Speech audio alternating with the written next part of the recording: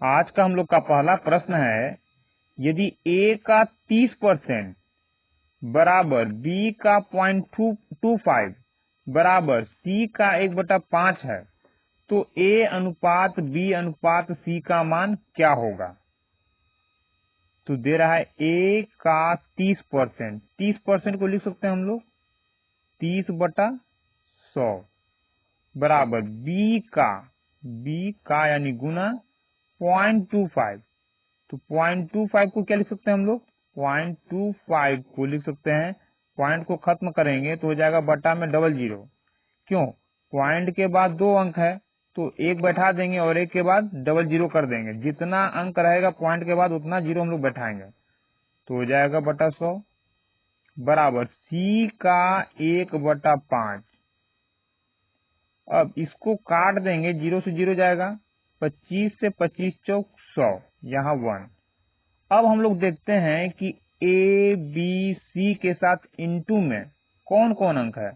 तो a के साथ 3/10 है, b के साथ 1/4 है और c के साथ 1/5 है।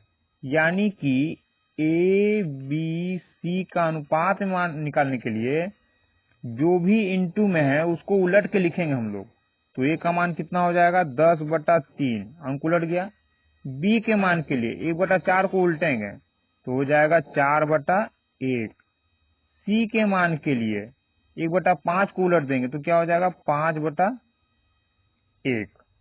ये अनुपात में आया मान है, लेकिन अभी कहीं भी ऑप्शन में इस तरह का हम लोग को नहीं दिख रहा है। तो क्या करेंगे, नीचे वाले का एलसीएम ज्ञात करेंगे, यानी 3 1 1 का एलसीएम कितना हो जाएगा, 3। अब 3 से 3 तो गया एक बार में, इसलिए 10 में 1 से गुना करेंगे तो 10 आएगा। अनुपात 1 से 3 कितना बार में जाएगा, 3 बार में, इसलिए 4 में 3 से गुना करेंगे हम लोग, 4 तिया 12। अब इस 1 से इस 3 में भाग देंगे तो 3 बार में जाएगा, तो इसमें भी 3 से हम लोग गुना कर देंगे तो 5 तिया 15। यानी कि a अनुपात b अनुपात c का मान कितना आ गया, 10 12 15। तो हम लोग का आंसर कितना हो जाएगा, 10 12 15। हम लोग का अगला प्रश्न है, कौन सी संख्या 100 से 90%, 100 के 90% से 40 कम है, यानी 100 का 90% जो आएगा उससे 40% कम, यानी उसमें 40% का कमी कर देंगे, तो कौन सा संख्या इसमें से होगा। तो 100 का 90%, 90% को लिख सकते हैं हम लोग 90/100।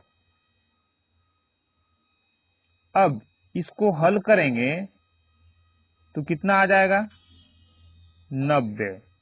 अब जो 90 आया, बोल रहा है कि 100 का 90% जो आएगा वो क्या होगा, उससे 40% कम कितना होगा। तो 40% कम का मतलब इसी में 40% का कमी कर देना। तो 40% का यदि कमी कर देंगे तो ये अंक रह कितना जाएगा, 60%। तो 100 में यानी कि 40% का कमी, तो अभी ये 90 जो है टोटल है, और टोटल को हम लोग क्या बोलते हैं, 100%। तो 40% कमी का मतलब कितना रह जाएगा, 60%। इसका मतलब कि 90 का 60% कितना होगा ये ज्ञात करना है हम लोग को। तो 90 का 60% का मतलब 60/100। 100 का 90%, तो 100 का 90% 90 आया, से 40% कम, 40% कम का मतलब है कि 60% ही रह जाएगा। तो 60% ही रह जाएगा, तो हम लोग को निकालना क्या होगा, 90 का 60% कितना होगा, यही मेन निकालना है। तो 0 से 0 गया, 0 से 0, 9 छक 54। यानी कि 100 का 90% जो आएगा उससे 40% यदि कम कर देंगे उसको, तो कितना रह जाएगा, 54 रह जाएगा। या फिर हम लोग ऐसे बोल सकते हैं कि टोटल 90 आया, 40% कमी करना है, तो 90 का 40% कितना होगा, 0 से 0, 0 से 0, 9 4 के 36, और यही कमी करना है जो आएगा। तो आया कितना, 90, तो 90 में 40% यानी 36 का कमी, तो 36 का कमी करेंगे तो कितना आएगा 54। तो इतना ना करके डायरेक्ट हम लोग क्या करते हैं कि जो आया 40% कमी का मतलब वो कितना रह जाएगा 60% रह जाएगा, तो उसका हम लोग 60% ज्ञात कर लिए। तो आया हम लोग का कितना 54, तो हम लोग का आंसर कितना हो जाएगा 54। बोल रहा है 1 घंटा 45 मिनट एक दिन का कितना प्रतिशत है। 1 घंटा 45 मिनट एक दिन का कितना प्रतिशत है। किससे तुलना करना है, एक दिन से।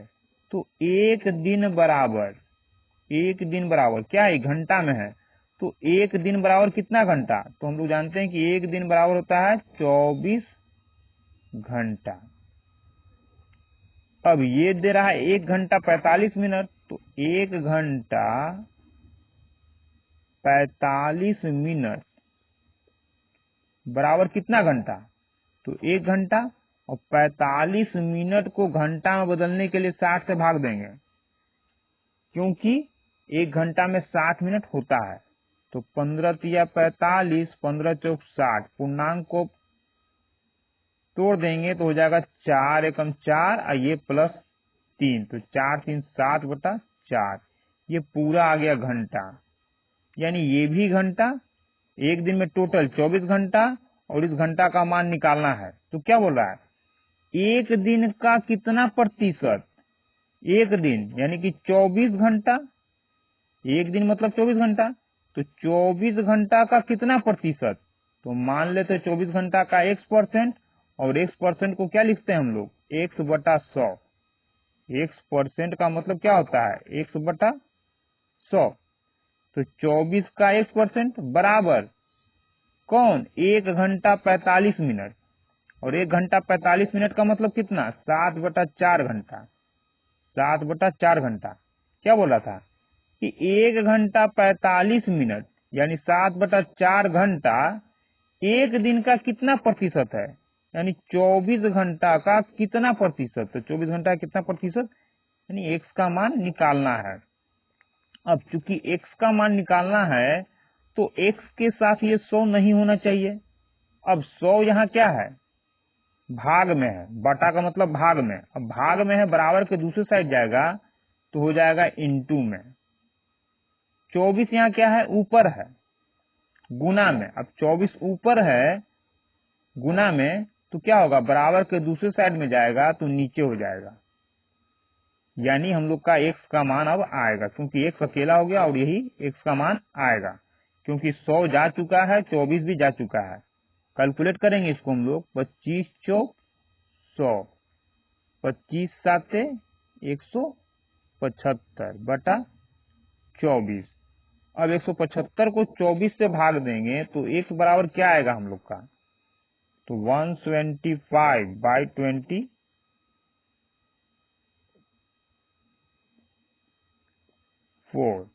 अब इससे भाग देंगे तो कितना हो जाएगा, 24 साते 7 चौक 28 के 8 2 7 दूनी 14 2 16, 24 साते 168, 8 7 15 खत्म, पॉइंट बैठाएंगे 0, 24 दूना 48, क्योंकि 24 से 72 ज्यादा हो जाएगा, 48 बचा 2, यहाँ 6 में से 4 गया 2, 0 बैठाएंगे। अब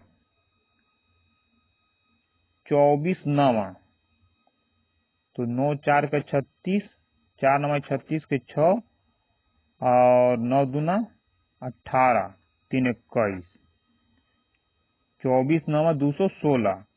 अब हम लोग यहाँ ऑप्शन में देख रहे हैं, सबसे पहले यहाँ हम लोग देख रहे हैं क्या आया 7.29, तो ऑप्शन में कहाँ है 7.29, ऑप्शन नंबर बी में 7.29 हम लोग को मिल रहा है, किसी और में नहीं है, यानी कि आगे भाग देने का जरूरत नहीं, हम लोग का आंसर क्या हो जाएगा, भाग देंगे तो 7.291 आएगा। तो हम लोग का आंसर क्या हो जाएगा, ऑप्शन नंबर बी 7.291, यानी कह सकते हैं कि 1 घंटा 45 मिनट एक दिन का कितना प्रतिशत है, 7.291%। हम लोग का अगला प्रश्न है, x की आय y से 20% अधिक है। x की आय y से 20% अधिक है, तो y की आय x से कितनी प्रतिशत कम है, यही ज्ञात करना है। तो x है और y है। x की आय y से किससे, x का जो मान आएगा वो y से आ रहा है, क्योंकि क्या बोल रहा है, x की आय y से 20% अधिक है, यानी y का मान जितना भी होगा उससे 20% अधिक होगा कौन, x। तो मान लेते हैं कि y का मान 100, तब x कितना हो जाएगा, 20% अधिक। तो 20% अधिक का मतलब 100 में 20 अधिक, काट देंगे 0 से 0, 2 छक 12, 2 पचे 10। क्या बोल रहा है, तो y की आय x से कितना प्रतिशत कम है, यानी y जो है x से कितना प्रतिशत कम है। तो प्रतिशत कमी के लिए पहले कमी निकालेंगे, तो कमी कितना हो जाएगा x से, ये 5 है ये 6, तो कितना कम हो गया, 1। अब प्रतिशत में बदलना है, तो तुलना किससे कर रहा है, y की आय x से कम है, किससे, x से। तो जिससे तुलना किया जा रहा है उसको हम लोग नीचे लिखेंगे। y का आय का बात हुआ, लेकिन कमी या वृद्धि किससे, x से, x। तो x का जो मान होगा उसको हम लोग नीचे रखेंगे, इंटू 100। तो 2 तिया 6, 50 दूना 100, 50 बटा क्या आएगा 3, 50 बटा 3 का मतलब 16.2/3%। तो हम लोग का आंसर क्या हो जाएगा, ऑप्शन नंबर बी 16.2/3%। हम लोग का अगला प्रश्न है,